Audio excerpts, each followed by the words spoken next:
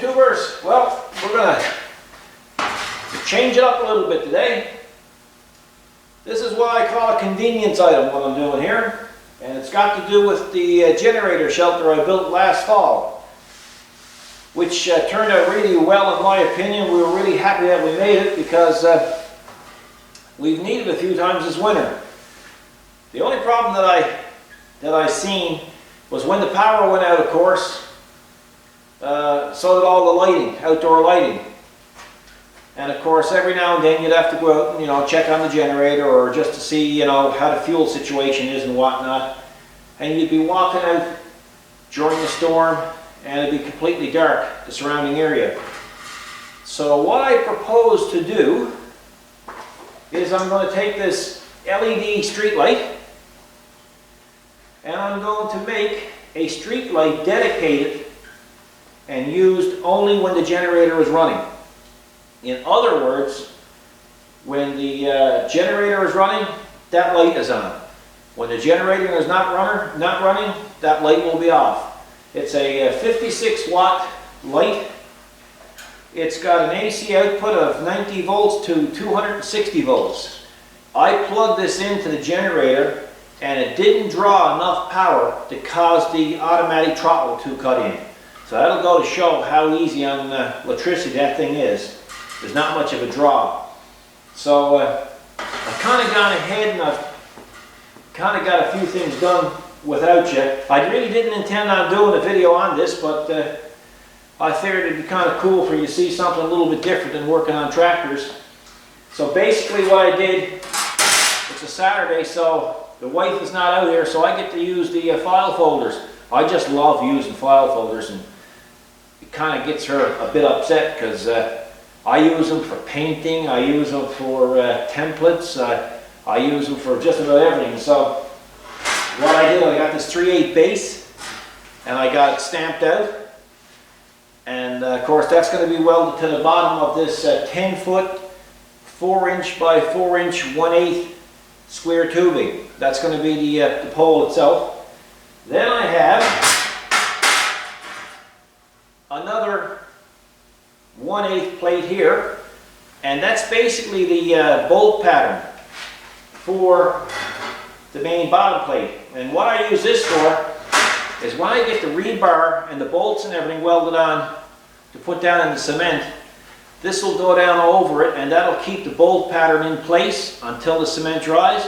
Then I'll just take this up and discard it, and when I put my pole in place, it'll go right down exactly where it needs to go. So what I got to do here, I already got this turned down on one end to fit up in the tube of the light, and instead of going out straight, those lights should be put on a little bit of an angle. So that's what I'm going to do. I'm just going to put it on a little bit of an angle, but rather than bolt this, or rather than weld this directly to the pole, I'm going to weld it to this plate first, and this is a quarter plate. I'll weld the pipe to the quarter plate and the quarter plate to the pole. The reason being I'm doing it this way is because this is only 1/8 plate, 1/8 thick, and I like to have a lot of meat welded to this. So if I weld this onto the 1/8 plate, the weight of the pole and the light is distributed in a much larger area. So that's what I'm intending to do. I figured I'd do something because I'm in watching that CNN where they're talking about the Malaysian plane being missing the 777. And I can honestly say that if there's any such thing as a specialist in this world now, I'm a specialist on 777s, because I'm after watching 100 hours of it. And to be honest with you, I pity the people that's going through this. But man, oh man, it's just beyond me how you can lose a $250 million plane and 230 people and not know where it's to this day and age. You lose a cell phone now, you can find it. But anyway, so I said, I got to get up out of this. I can't watch that no more. So that's why I'm out here today. This is probably going to be a 2-part series because I got a fair bit of work to do on this. But so we'll just call this part 1. and we'll get at it, and then part 2 you'll see the finished results. You won't see it planted because there's still friggin' snow out by the door, and I think we're going to have snow till probably the middle of September the way it's looking. They're even calling for more snow next week. Now it snowed a bit last night, but now it's kind of wet and it's slushy, and I had to take the 5740 and clean out the driveway. But so that's why I'm here. What I can't do outdoors, what I do now, I won't have to do in a few weeks when finally spring comes. So let's get at it. I'll show you what we're going to do, and hopefully you'll enjoy this. It'll be something a little bit different than working on tractor mods. So let's get to it. Okay, so this piece of pipe that I have here, it's an 1.25 inch inner diameter. You can see I've got the edges of it beveled right here so that when I go to weld it on that plate, it'll be much stronger. And you can see where I've got this turned down. The casting on the Streetlight was a bit irregular, and that's why you'll see the line going across here. It's actually smaller here than it is here, so I wanted a tight fit, but yet I wanted to be able to get it off to service it if I needed to service it. So I'm going to bend this now, or I'm going to attempt to bend this in that pipe bender, and I'm going to bend it and have it come up. That way I can put a gusset plate on it, or whatever I decide to do, because I'm kind of ad-libbing this. There's no plans. We're planning as we're going type of thing, guys. So let's see what happens. See if we can bend it.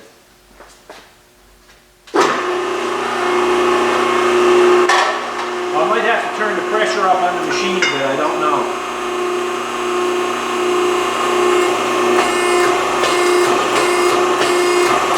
Nah, I should bend it for fun.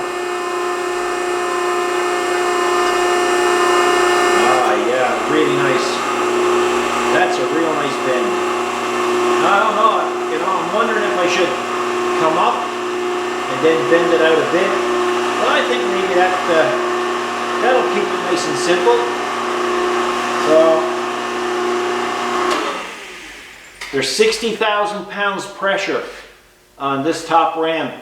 This is a machine that's made in Quebec, Canada, and I'm telling you, like, you would never believe the pipe that I'm after. I'm after bending solid round stock with this thing, and it's supposed to be an exhaust bender. So I think what they did, they must have put steroids in the hydraulic oil when they sold it to me, because you just can't kill the beast. Now it's only 4 years old, so, but that being said, it's just a fabulous piece of equipment. So yeah, so there's the bend, guys. So I think that's pretty cool, and so I'll go over now and we'll see what else got to be done. So now we got to figure out this plate. So what I intend to do, I intend to put that plate on here like that. But of course, we have to make allowances for our electrical wire. So what I'm going to do now is I'm going to punch a hole. I'm going to punch a hole in this for the electrical wire to go through. That way it'll come up through the pipe and go on through there. So yeah, that should do it. So we'll go over and I'm going to set up the iron worker to punch that hole, and we'll see what happens from there. So I got the punch changed. So what I'm going to do is I'm going to punch this plate where the pipe goes on. That's going to be punched 1 1/16 inches. That's because that's one of the biggest punches that I have there for that machine right now. And then the wire is going to come down through the pipe, pass through this, and pass through a rubber grommet into the pole itself.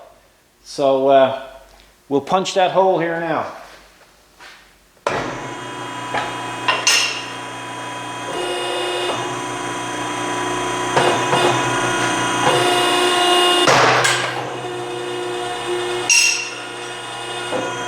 So there you have it. And that's 1/4 plate, that one. So I'll go over now and I'll lay that on the pole, and then I'm going to drill a 1/2 inch hole into the pole. Okay, so I'm going to drill my little pilot hole through first, and then chase it with the 1/2 inch bit.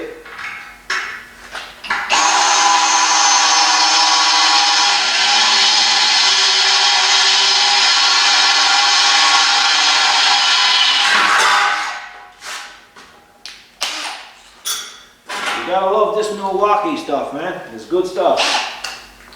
18 volts, lots of power. Really happy with it.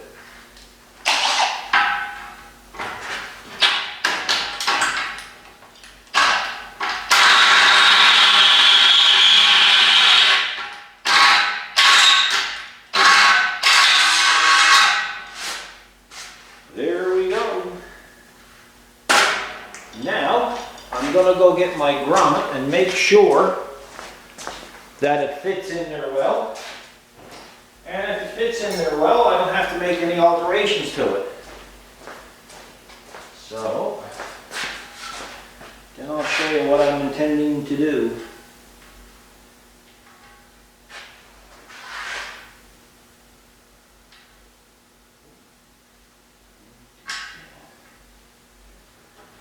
Fits nice. So I'll bring over the camera now so you can see what I'm doing.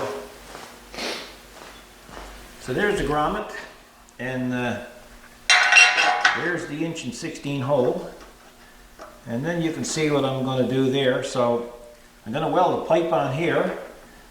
I should probably pre-wire that first, and then because I'm going to have trouble getting the wire out through that. So that's what I'll do. I'll pre-wire that first and see what happens. Then I'm going to weld it just along here, and that'll give that pole, that pole that's coming off of it, a lot of strength. Also, I'm calling this the front view of this pipe because in here you can see how it's manufactured. That's where it's joined, and on the other side you can feel the little ridge. So I always put the best side out, and so you got to be aware of that. So I'm going to weld that pipe on next. So I'm all ready now to start welding that pipe onto that plate. I've sandblasted the mill scale off that plate, and like I said, I beveled this pipe. So the next thing you have to do, or what I usually do, is check my nozzle to make sure my nozzle is clean, which it isn't. So I'm just going to basically do 4 tacks, because if I start welding it all on one side, then it's going to warp a little bit or twist on me, and so at least this way everything is organized. You know, fellas ask me about my welds and stuff, and you know, how do you get your welds so good? Well, you know, guys, it's like anything else, isn't it? It's preparation. Preparation, practice, and cleanliness. So, you know, you keep your shop area clean, you keep your work clean, you keep your tools clean, and with a little tiny bit of experience, you know, the job can go much nicer. So, that's about the only advice I could give you on it. And of course, having good gear is nice too, you know? So let's see now how close that I can get this to that. I'm just going to eye this now.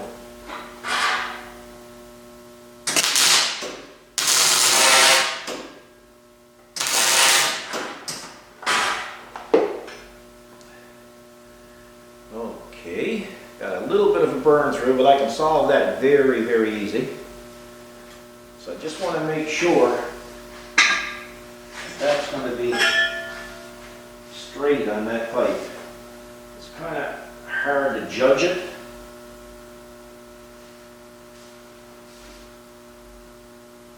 But I think I got it. It'll certainly be close enough anyway.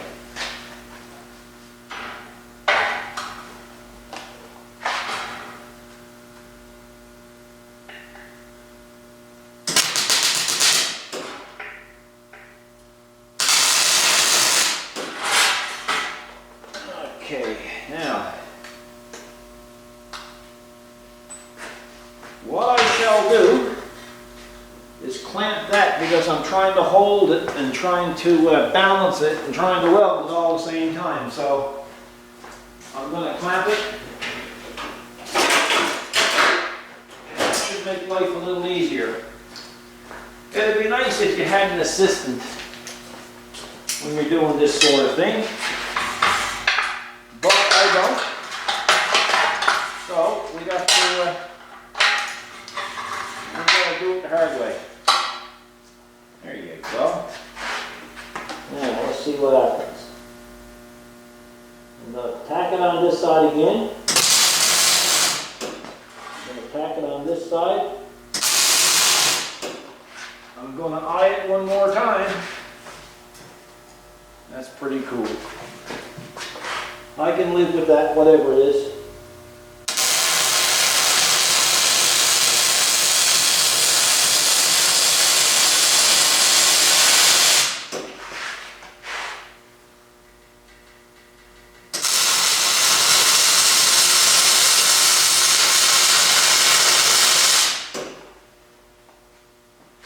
I'll show you the welds after, guys, don't worry.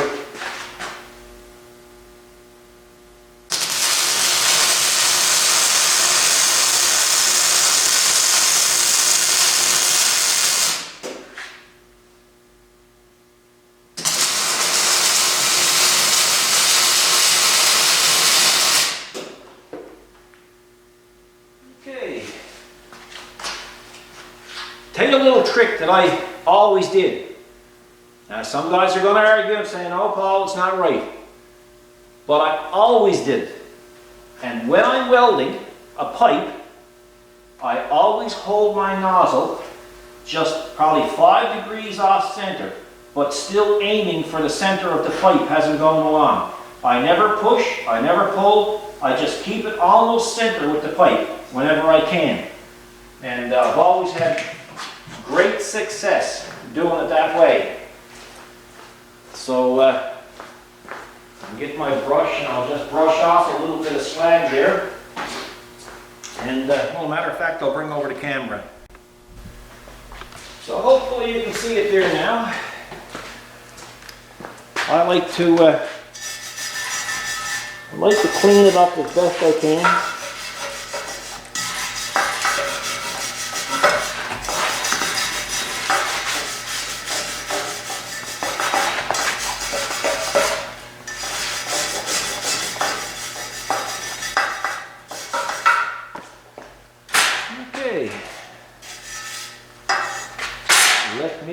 Let me see. So you can see the weld is not too bad. I never took too many pains in doing it. So it's a little bit of wire right there. Okay. So I'll just show you the raw version of it up close. Okay, there you go. It's hard welding anything with a small diameter because it forces you to keep moving your nozzle, but that's quite acceptable. I'm just going to clean it up with the grinder, get rid of the splatters, and then we're going to weld it right to the pole. So I picked up this cheap extension cord on sale, and that's what I'm going to use to run the wires. Like I say, it's an LED light. It don't draw a lot, so that's this will work quite well. Plus it's green, I like green. And it's a grounded wire, so I'm just going to run that down through there now. Make sure I got enough to come out through that pipe. And then I'm going to weld that pipe back on. So guys, I had to make some changes to that grommet. The grommet was it was a good grommet, but the problem was, by the time I got it in, it would have been hard for that wire to go through it. So I just went and put in an oversized grommet. That way I could get the wire through easier. So I'm going to run this guide through it first. I'm not a real fan of these things, but it works okay. It's just a little bit cumbersome. So bear with me. I don't know what you call them. I call them a wire fish. I've had that in a long time. I use it on trailers and stuff. Works well.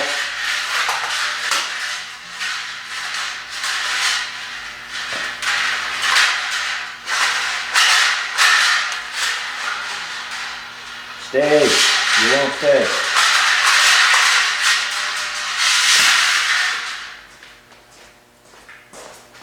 Now, let me get some paper.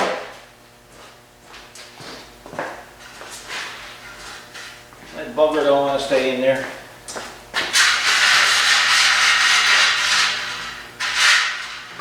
There, I'll hang it on that. That's what I'll do. Now, make sure I put the right end in through.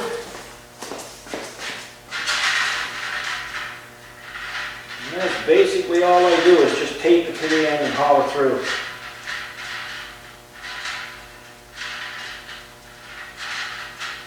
It's a nice project on a Saturday when you can't get out by the door. And like I say, for everything I'm doing here now, that's a job that I don't have to do when the spring breaks.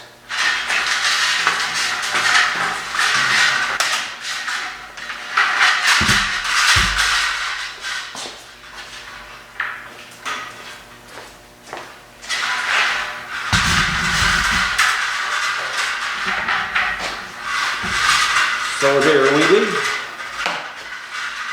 It is true.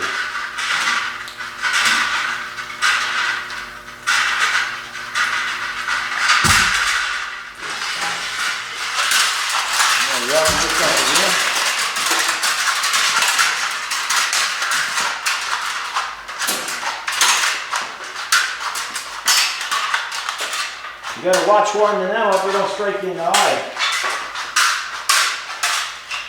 Not a real fan of these things, but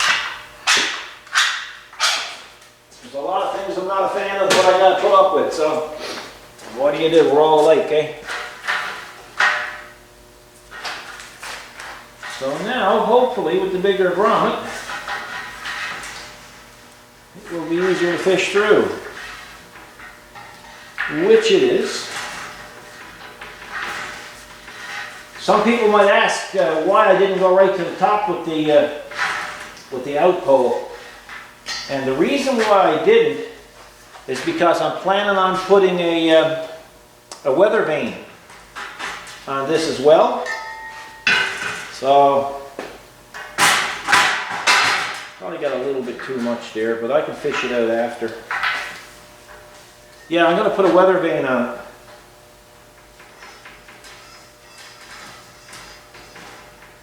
Don't ask me why, it's just something that I take in my head. And once I get it in my head, I kind of got to do it. I was out working on the Mustang earlier on today and doing some crazy things with that as well. There'll be a video on that one of those days. As my father would say, my late father would say, "Please God, if I live." What he used to say. Yeah. I need a different clamp. This is what we're using a system. So we shall get another clamp. Clamps shouldn't be an issue. So we walk away from you guys. Gotta find a clamp. Can't make it work without a clamp.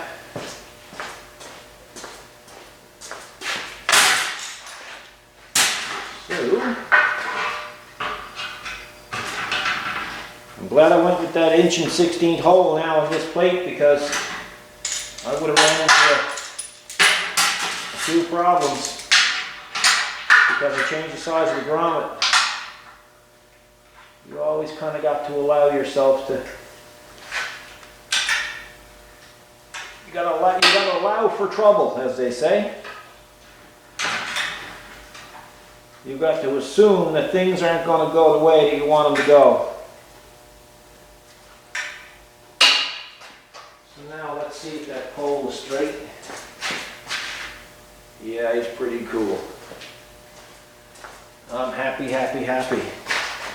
As they say on that duck show, which I'm absolutely tired of watching, so I don't watch it anymore.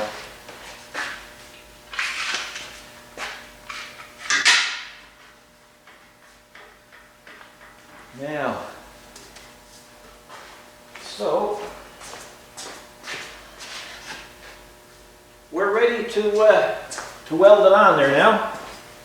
So I'll get geared up for that. Okay. Here we go. I'm just basically going to tack that on. That don't need to be welded all the way around solid. The most it's going to hit that is a bit of wind. So that's not going to be even an issue.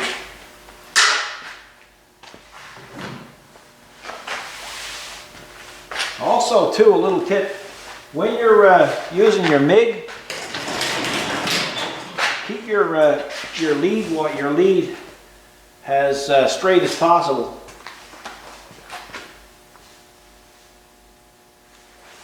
Excuse me, guys.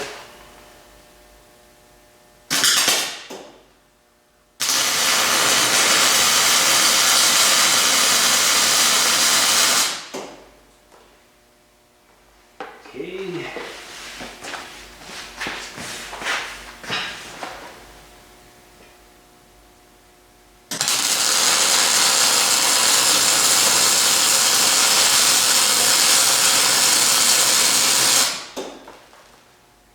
I bought that friggin' pipe for new, and when it showed up, it must have been stored outside. And I can tell you, when you're welding with it, you know it's been stored outside. I cleaned it off as much. If it was in the summertime, I'd probably take it out of the back and I would have sandblasted it, but it's not that critical. But it's just that you're paying new for this stuff, and you get this. But when you live on an island, that's the way it is.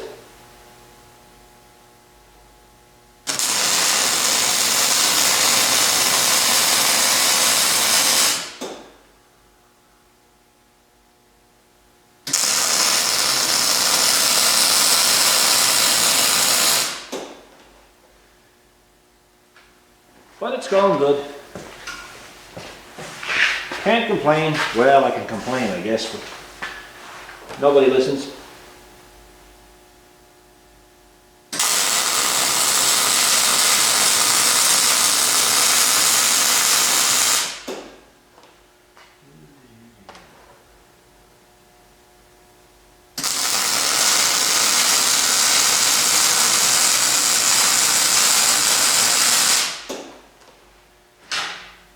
As they say, here it is and it can't be no tizzer.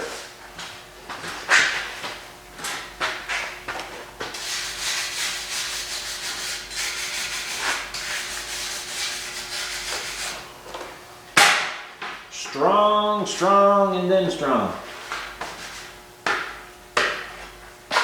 So I'll get the camera and show you the welds. Nothing fancy, but it don't need to be fancy, as you can see. But the little bit of rust do create an issue, but it's strong, won't have any worries. As you can see, I left a little bit of wire up top for when I'm ready to wire the light. I'm not going to cap this off. I'm not going to put a cap on that yet, because I got a weather vane in mind, and I'm going to see how I'm going to mount it. The weather vane might come straight up from here, or I might do an offset type of thing. So it depends. I don't have my mind made up on that yet. So what we're going to do now is going to come back here, and I'm going to clean this up really good here, and I'm going to weld the base plate on it, and probably a few gusset plates to go along with it.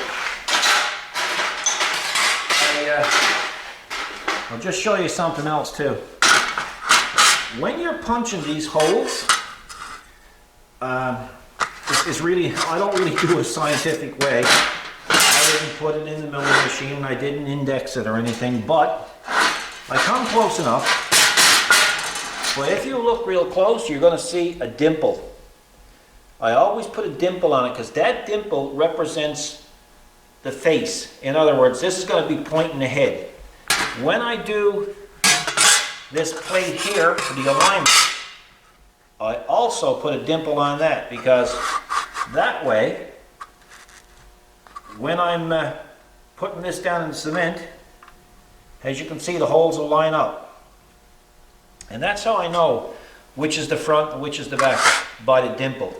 So when I go to weld this plate on now, this dimple will be facing up here, the front of the light pole.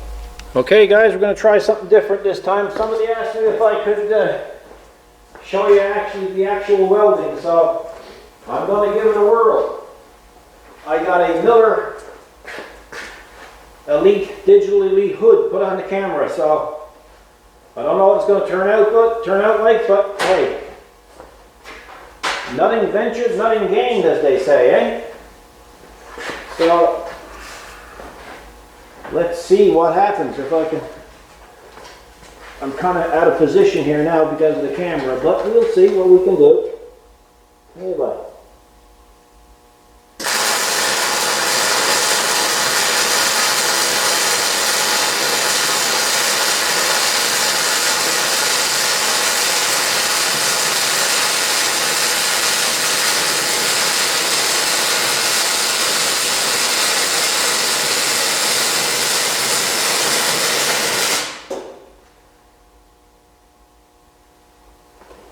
There you go. It's one weld.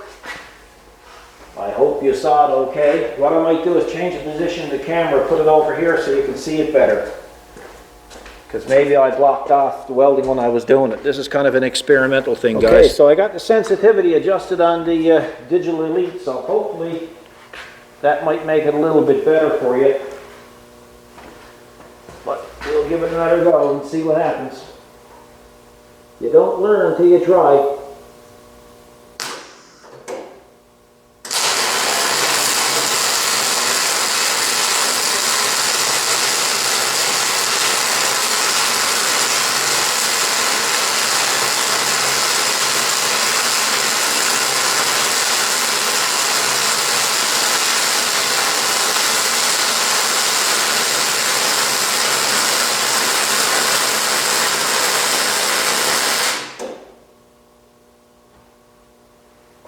Okay, that's that one. Well, there's that weld I just made. I had the sensitivity turned up too high, I guess. It wouldn't come back to its clear mode on the helmet. So what I'm going to do now is I'm going to turn the sensitivity down another notch, and I'm going to turn the shade down because I had a shade 13 dialed in, so I'm going to put a shade 9 so you might be able to see a little bit better. Again guys, it's only an experiment, but I'll know better the next time, so I apologize for the poor photography, but I am still learning. Okay guys, we'll try it on this. It's a shade 8 and I got the sensitivity adjusted again, so again, bear with me. And I'm kind of welding out of position here, so we'll figure something out. Okay, here we go.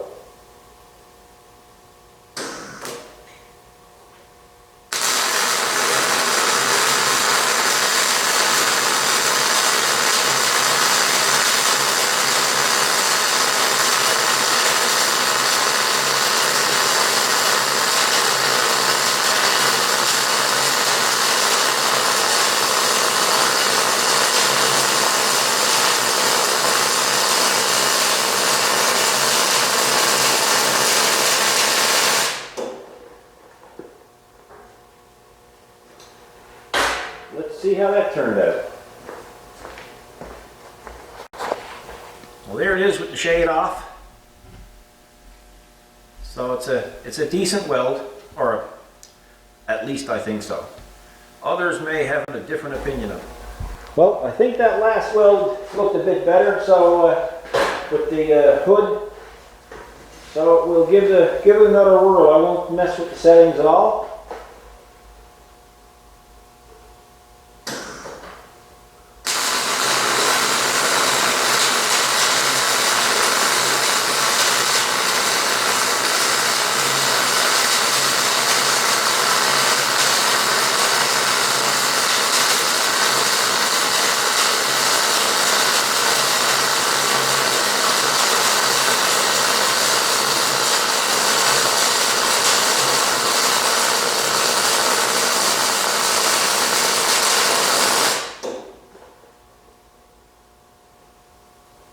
super cool. Cool as a drool, as they say. So I'll take off the hood there now and I'll let you see it. Here we go. Here we go. There you go, guys. There you go. Just a bit of splattering to clean up, and it should do. Where's my little grinder? Where's my little grinder? Here, grinder, grinder, grinder.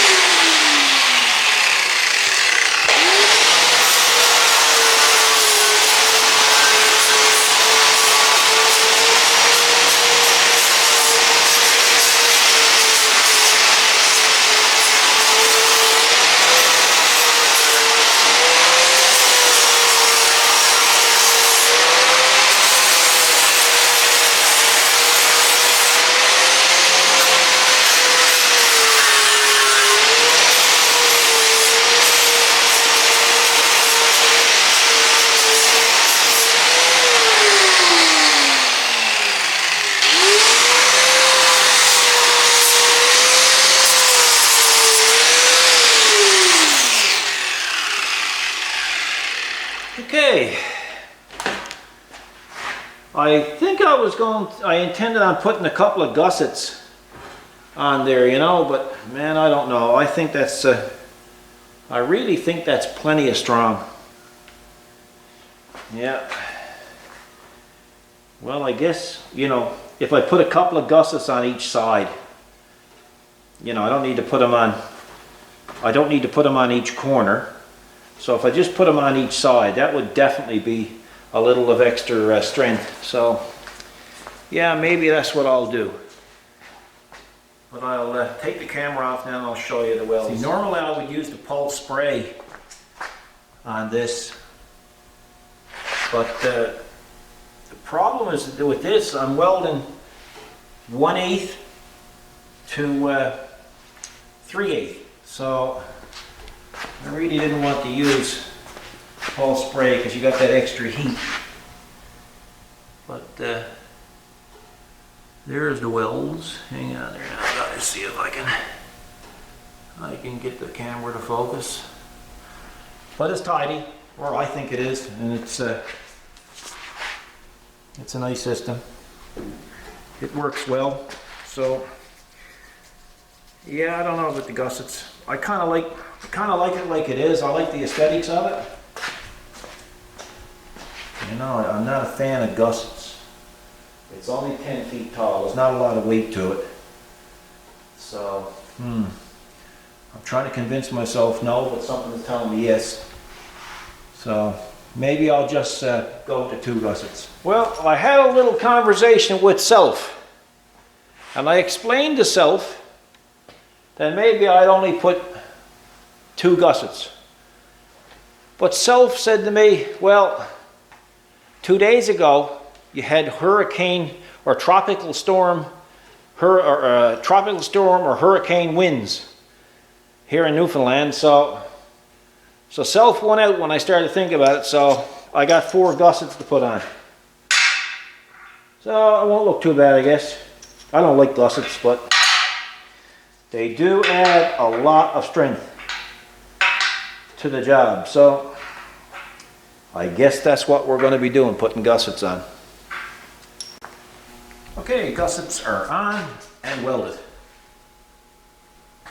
So I guess I won't have to have any regrets. It looks okay. And of course it's not painted yet either, so, but it's strong, and of course nobody's going to see it anyway. It's going to be out behind the generator shelter, so there's no big deal there. Now what I got to do, our generator is a portable generator. It's not a standby generator. But for anybody who haven't seen the generator shelter that I fabricated and built, you might want to look at the video. It was a lot involved, but I really wanted a portable generator because in the last 2 years we've lost our power for 31 hours in 2 years. So a dedicated standby generator would basically rust out by the door. We live in a very salty environment, so the standby generator is great because when I'm not using it, I put it in a heated, controlled environment. And when I need it, I just take it out and I wheel it into the shelter. And of course, the same thing is going to happen with this. This is not going to be permanently wired to the generator because the generator is not always in the shelter. So what I got to do here now is this cord. I'm going to fabricate just a holder for it and wrap it up and see what that looks like. Okay guys, what I've done, I've taken some square stock. I think it's 1/2 inch. Hang on, I'll measure it for you and see. Somebody will ask, guaranteed, guaranteed. It's 3/8. 3/8 square stock, solid square stock, and I've just bent it. And I'm going to weld it onto the back part of that pole, and that way it'll give me somewhere to hang the wire. So I'll go ahead and do that now, and I'll show you exactly what it's going to look like when it's done. There you go guys, that's the brackets. That's the cord keeper, I'll call it. So I'll just wait till it cools, then I'll wrap the cord around it and see what happens. Okay, there it is. It's pretty simple. It's wound up on the back of the pole. So when I need it, I'll just unwind it and put it right into the generator shelter and plug it into the generator. And this pole here, what I might end up doing, I think what I might do is I might put a gusset plate right here. Maybe on both sides. You know, why not? I'm here at it now and I got the time to do it, so, and it's only a 15-minute fix. And that way I won't have to worry about that either, because like I say, you know, we're getting so many high winds and that lately. I'd kind of rather have it built like a battleship. I'd rather have a bit of overkill than underkill, because once it's erected and painted, I don't want no trouble with it. So I'm going to make a couple of gussets for there next. Okay, we have the gussets on the pole. So it's plenty of strong now. Won't have to worry about that now. So basically, all I got to do now is figure out what I'm going to do about the weather vane and paint it then. Maybe a job for wifey. I don't know. I got to see what kind of a mood she's going to be in. Got to wait till I got a good day where everything is, the birds are chirping, the sun is shining. Maybe I'll ask her. She usually does a pretty good job with that stuff. But anyway, we'll see. In the meantime, it's a nice way to spend an afternoon. So that light should look pretty good on there. I'm going to shove that up in place now and get it out of the way and clean up the shop a little bit. Okay guys, that's going to be a wrap. We'll call that part 1 of the LED streetlight installation. Had nothing else better to do today. I could have stopped and cleaned up the shop, but this had to be done. If I didn't do it now, I'll have to do it when spring breaks. And when the spring breaks, I don't want to be in here working. I want to be outside working. So I hope you enjoyed this. We'll try to get part 2 on the go pretty soon. I got a few other hobbles that I got to straighten out for other people before I get back at that. And I really don't want the videos too long. So like I said, I hope you enjoyed it. If you got any comments, make them. If you haven't subscribed, please do so. And if you got any questions about the welds or whatever, go for it. And I hope to get back at the BX mods again in a week or so. So thanks for watching, and look after yourself, and if you got any requests, make them. I'll see if I can make it happen. Thanks. Take care, guys.